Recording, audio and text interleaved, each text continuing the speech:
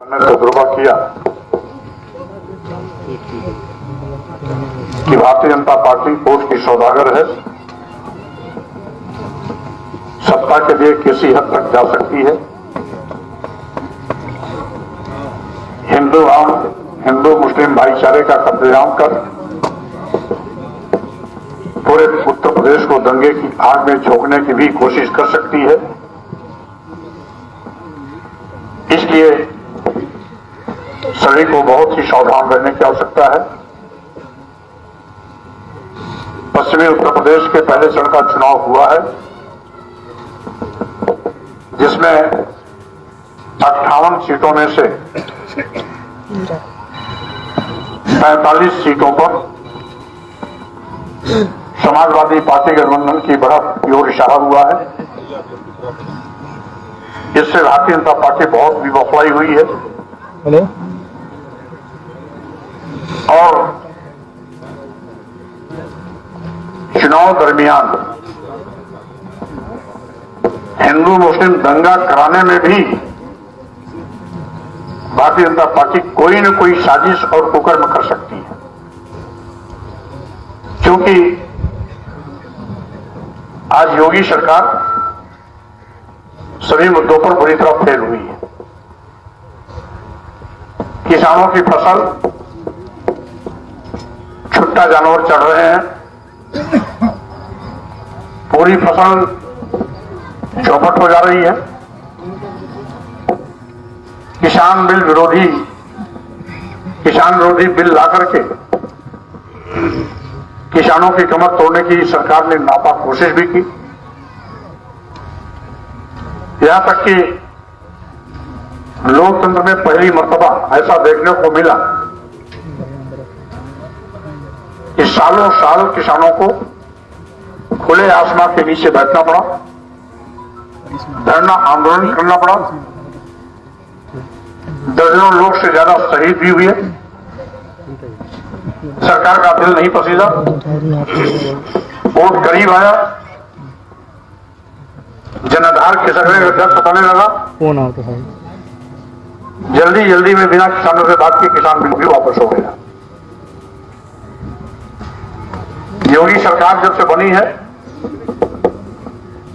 आज तक कोई भी नौकरी की परीक्षा पारदर्शी तरीके से पूरी नहीं हुई।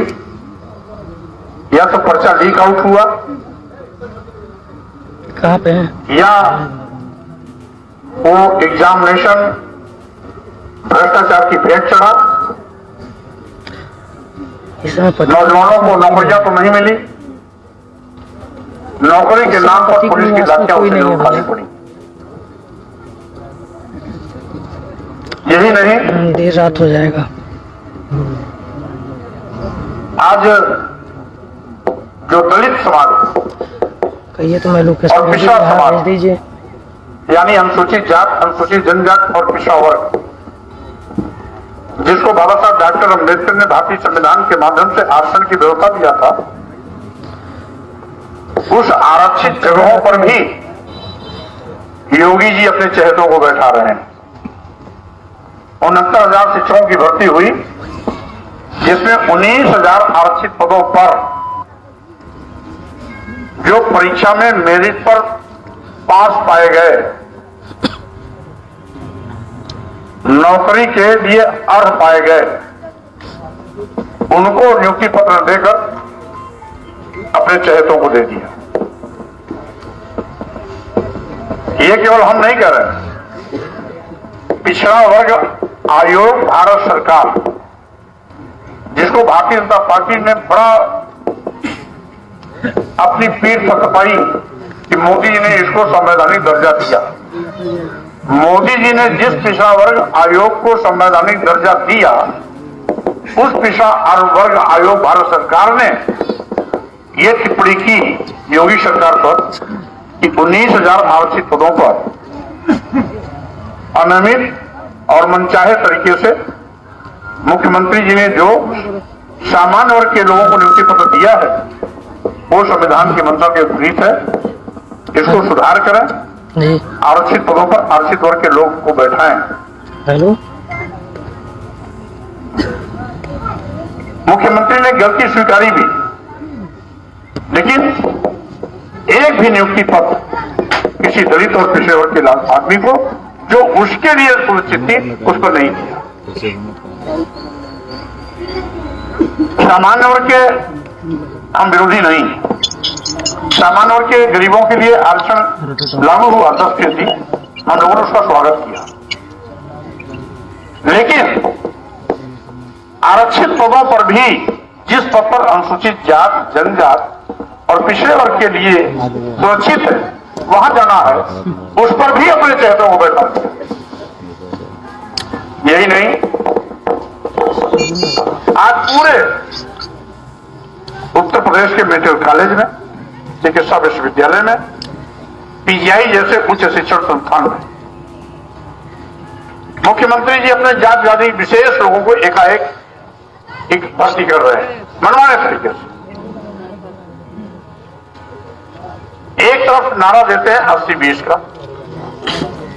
80-20 क्या भाई? आपका तो नारा है सबका साथ सबका विकास, तो जब सबका साथ का नारा है तो 80-20 कहां से आ गया? यानी 80-20 का मतलब है हिंदू मुस्लिम के बीच में खाई पैदा करना, हिंदू मुस्लिम के बीच में बंटवारे की लाइन देना। और सही बात यह है कि ना ये हिंदू क्या है ना मुसलमान क्या है। हेलो, अगर ये हिंदू के होते तो 25% दलित, भाई वो दलित भी तो हिंदू है, उसका आरक्षण आप क्यों निकल गए? अगर आप हिंदू के इतने खैर पा होते तो 25% दलित भी हिंदू है, उसके आरक्षण को आप क्यों खा गए? 54% पिछड़ा वर्ग वो भी हिंदू है, उसके आरक्षण पर अपने चहेतों क्यों बैठा दिया? क्या आप मानते हो कि दलित और पिछड़ा हिंदू नहीं है? अगर दलित और पिछड़ा हिंदू नहीं है तो योगी जी मैं आपसे सवाल करता हूं, क्या केवल आपकी बिरादरी हिंदू है? अगर आपकी बिरादरी हिंदू है तो आपको मुबारक हो, दलित और पिछड़े मिलकर के आपकी सरकार को बुखार फेंकने का काम करेंगे, आपको माफ नहीं करेंगे। 80-20 क्यों? 80-20 क्यों? मुसलमान क्या आपके भाई नहीं है? क्या मुसलमान के पुरखों ने इस देश की आजादी के लिए अपनी कुर्बानी नहीं दी? इतिहास इस बात का गवाह है कि देश की आजादी के लिए अगर सरदार भगत सिंह ने फांसी के तख्ते पर चूमा, राम प्रसाद बिस्मिल रोशन सिंह ने फांसी के तख्ते पर चूमा, तो वहीं पर अशफाकुल्लाह खान ने भी हंसते हंसते देश की आजादी को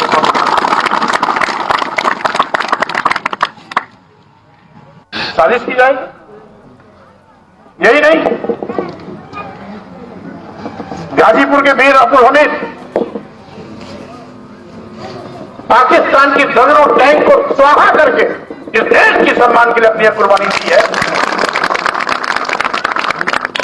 क्या वीर अब्दुल हमीद ने अपनी शहादत इस देश के लिए इसलिए दिया कि उनकी आने वाली पीढ़ियों को आप देश निकाला करेंगे? आप ये 80-20 का जो फार्मूला है, ये आप देश को बंटवारे की ओर ले जा रहे हैं। आपकी जो नापाक कोशिश है, ये देश को खंडित करने वाली कोशिश है। आप कहते हो कि हम राष्ट्र धर्म को मानते हैं। आपका राष्ट्र धर्म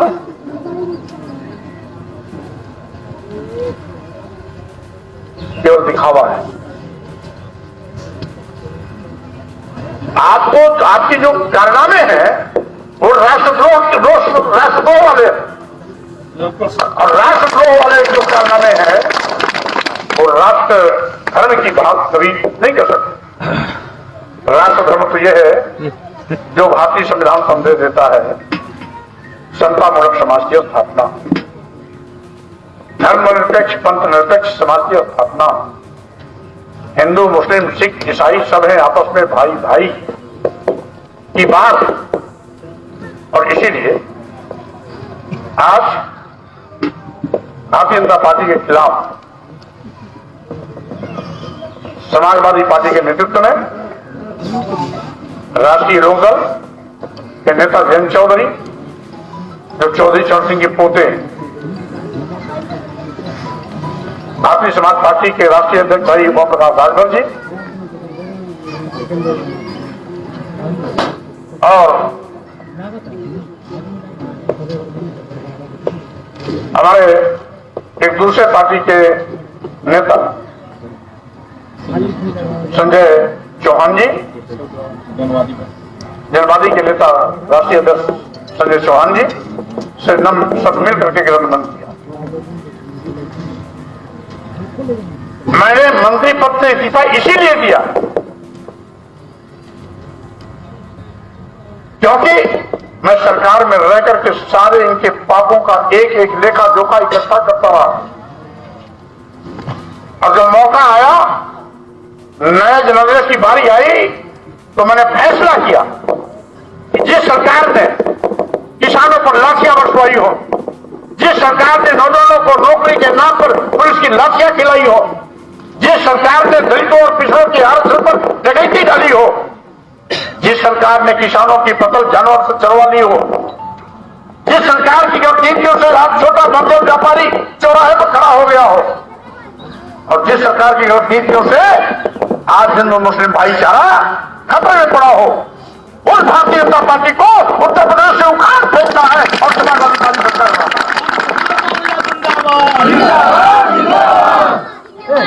इसलिए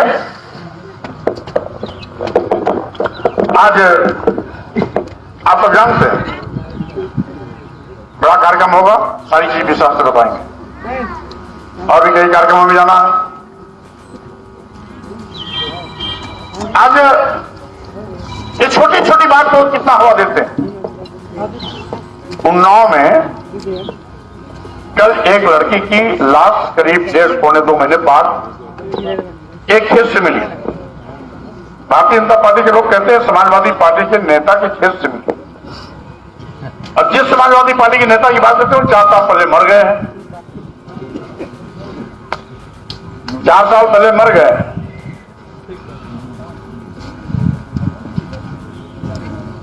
और घटना है जनवरी की। योगी जी, आपकी सरकार और आपकी पुलिस इतनी काबिल होती तो ना लड़की का अपहरण होता, ना लड़की के साथ बलात्कार होता, ना लड़की की हत्या होती। जिस दिन लड़की गायब हुई उसी दिन घर वालों ने पुलिस को तहरीर दिया। पुलिस कान में तेल डाल के बैठी रही और योगी सरकार के निकम्मेपन के चलते उस लड़की की जान भी गई, बलात्कार की भी शिकार हुई, अपहरण भी की गई। अगर योगी जी आपकी पुलिस मुस्तैद होती तो सारी की सारी वारदात नहीं होती। अपने पुलिस को आप दोषी न मान करके, हालांकि खेत में लाश मिली ये कहकर के अपने बाप का चादर किसी और पर डालना चाहते हो। और एक चीज और, आपकी पुलिस को रोका कि सिर्फ बड़ी कार्रवाई न हो, इसलिए आपका जो तानाशाही रवैया है उसी की देन है कि आज पुलिस भी तानाशाह बन गई। आपके गोरखपुर में एक व्यापारी की हत्या योगी जी की पुलिस ने किया। एक होटल में एक बड़े व्यापारी की हत्या योगी की पुलिस ने गोली मार के किया।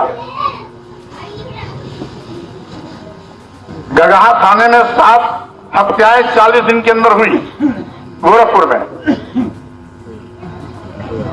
सीओ यसो नहीं हटाए गए क्योंकि योगी जी की बिरादरी के।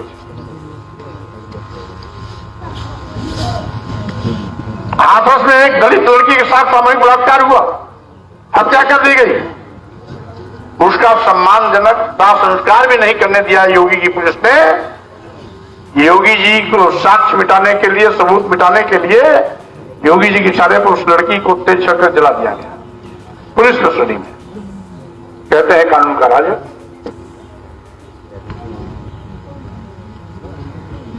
अगर योगी जी की बिरादरी कोई अपराधी है तो बहुत पाक साफ है, लेकिन योगी जी की जात के इतर और कोई अपराधी है, कोई ब्राह्मण समाज में है अपराधी तो इनकाउंटर का शिकार, कोई यादव समाज में अगर इत्तेफाक से कोई निकल आया इनकाउंटर का शिकार, कोई अन्य जात में कोई निकल के आया इनकाउंटर का शिकार, कोई मुस्लिम समाज में निकल के आया इनकाउंटर का शिकार। और अगर योगी जी का बिरादरी है तो पुलिस लाइन के बगल में जौनपुर में क्रिकेट खेलता दिखाई पड़ता है, जिसके ऊपर सैकड़ों केस है और बड़े अपराधी अंधा बाटे रेवड़ी अपन अपन गधे। इसे साथियों, मैं आपके बीच में आया हूं क्योंकि योगी सरकार की विदाई का मैंने संकल्प लिया। योगी सरकार को उत्तर प्रदेश से उखाड़ फेंकने का संकल्प मैंने लिया। भारतीय जनता पार्टी को नाबूद करने का फैसला मैंने किया। इसलिए भारतीय जनता पार्टी हर सिकंद करेगी स्वामी प्रसाद मौर्य को घेरने के लिए, हर सिकंद करेगी।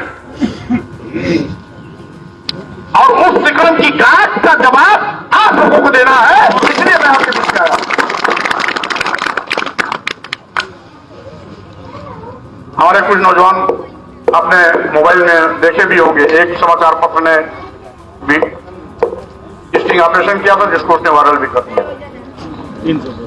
भारतीय जनता पार्टी ने 300 करोड़ रुपए देकर के मायावती से 50 सीट ली और उसमें आपका फाजिलनगर भी शामिल है। वो 50 सीट इसलिए लिया है कि सीट नाम रहेगा बीएसपी का, फंडिंग और लड़ाने का काम करेगी बीजेपी। वो मात्र समाजवादी पार्टी गठबंधन के कैंडिडेटों को हराने के लिए काम कर रहे हैं। और मायावती ने तो पब्लिकली बोल भी दिया, मोबाइल पर है, हाँ वीडियो भी है, कि जहां बहुजन समाज पार्टी देखे कि अगर कोई समाजवादी पार्टी का कैंडिडेट जीत रहा है तो समाजवादी पार्टी के प्रत्याशी को हराने के लिए बीजेपी को जिता देना, यह मायावती का बयान, यह मायावती का बयान है कि समाजवादी पार्टी के प्रत्याशी को हराने के लिए बीएसपी वाले बीजेपी को जिताने चाहते हैं। क्या संकेत देते हैं? इसे साथियों, आज घर घर में रेडियो है, घर घर में टीवी है, हर बच्चे के पास मोबाइल है। मोबाइल में सारी खबरें दनादन तत्काल आती रहती हैं, बताने की आवश्यकता नहीं, सब आप जानते हैं। इसलिए मेरी आपसे दरख्वास्त है कि आप सब पूरी ताकत के साथ